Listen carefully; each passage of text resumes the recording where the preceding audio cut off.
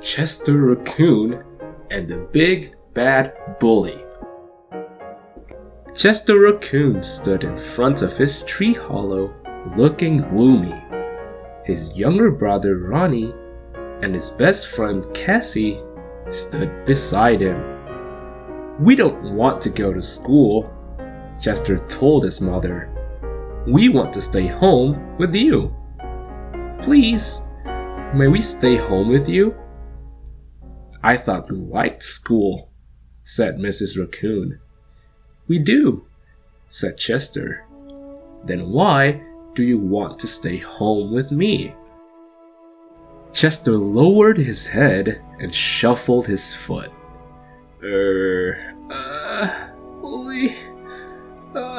Well, he explained in a quiet, muffled voice. Mrs. Raccoon reached out and tenderly lifted Chester's head with her hand. "What did you say?" Chester gazed into his mother's loving eyes and gulped. "There's a bully at school." "And he's horrible," cried Ronnie. "He's big and mean. And he has giant claws on his hands and feet," wailed Cassie. "And fangs," screeched Chester. "And fire comes out of his nose. And if you get in his way, he'll step on your face and squash you like a bug." "Like a bug?" echoed Ronnie. "Oh my, he sounds very scary," said Mrs. Raccoon. "Bullies can be very difficult. I'll tell you what," she told the frightened cubs. "I'll walk you to school and back. Then we can decide what to do about this bully." When the raccoons reached the school tree, Chester tugged on his mother's arm. "That's him! That's the bully!"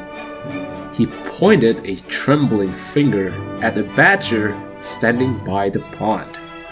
"Isn't he awful? Isn't he the most scary-looking bully you've ever seen?" "Oh my, yes," whispered Mrs. Raccoon. "But I'm sure we can work things out." Before leaving, she gently fluffed Chester's mask and playfully tweaked Ronnie's nose. "Be brave," she told the cubs, and gave each of her sons a comforting kiss in their palms. After school, Chester, Ronnie, and Cassie told Mrs. Raccoon how the badger bullied his classmates at recess. First, he snatched a ball away from the squirrel and popped it. Then, he climbed atop the jungle gym and squashed the opossum's fingers until the opossum fell to the ground. Then, he spooked a doe who bumped into the skunk, who got so scared that he sprayed and stunk. Even Owl Teacher couldn't get him to behave. Sometimes animals are bullies because they don't know any other way to be, explained Mrs. Raccoon. But I think there's a way you can change things. Go get your friends and bring them to our tree. I want to share a story. A few minutes later, a crowd of eager young forest animals stood at the base of Chester's treehouse, and Mrs. Raccoon began her tale. Once, a long time ago, there was a secret forest sprinkled in yellow stones. The stones were round and polished, big and little, and smooth enough to hold. Every animal in the forest collected and treasured them. One day, an animal found a blue stone. It was very exciting since no animal had ever seen a blue stone. But the blue stone was rough and dull, without any polish or shine.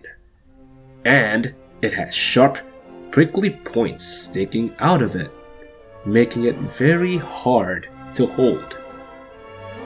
Careful not to hurt their paws, the animals carried the stone to the center of the forest and placed it atop a tree stump where everyone could see it. Perhaps the stone is blue because it popped out of the ground too soon, suggested a fox. So the animals waited and watched for many days and nights to see if the blue stone would turn yellow. But the stone remained blue, and its outer shell remained sharp and pointy. I believe the stone is blue because that is the color it is meant to be, said a very wise snake. Therefore, we shall treasure the blue stone for the color it is. But if we want to hold the stone, as we do our yellow stones, we'll have to work together to smooth its outer shell. So first, the woodpeckers took turns chipping off the stone's sharp, prickly points with their beaks. Then, the chipmunks rolled the stones with their noses, while other animals shined and buffed the stone with tree bark and fluffy tails. In time, the blue stone was as smooth and shiny as the yellow stones. Mrs. Raccoon smiled down at the young animals, listening to her story. The badger at your school is just like that blue stone, she explained to Chester and his schoolmates. He is a badger, and that is the way he is meant to be. But if you work together, I think you can smooth out his bullying ways. The next day at school, when the recess bell rang, all of the little animals went outside together.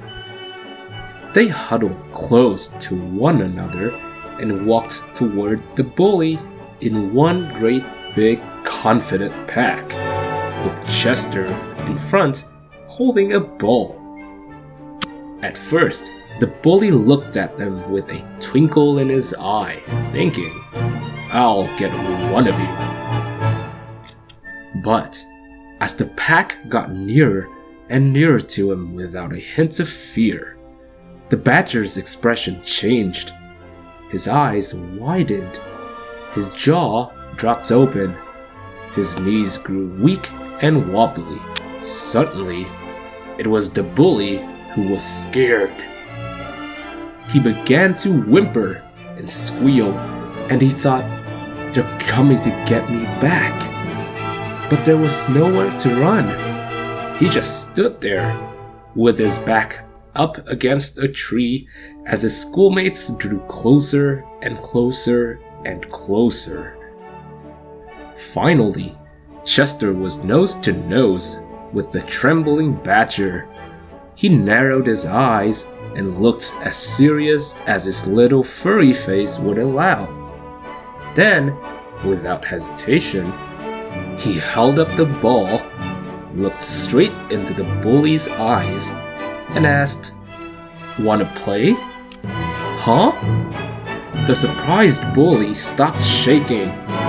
He looked at his classmates, who were laughing and offering friendship. "You want me to play with you?" He squealed with delight. He gently took the ball out of Chester's hands. "Okay," he told them, "I'll play." So in one short moment, the badger softened, and the bully became a friend. The badger didn't need to bully anyone ever again. Chester glanced toward the wooded path and saw his mother watching and smiling. She placed a kiss in her palm and showed it to her son. Chester did the same, and then joined in the fun.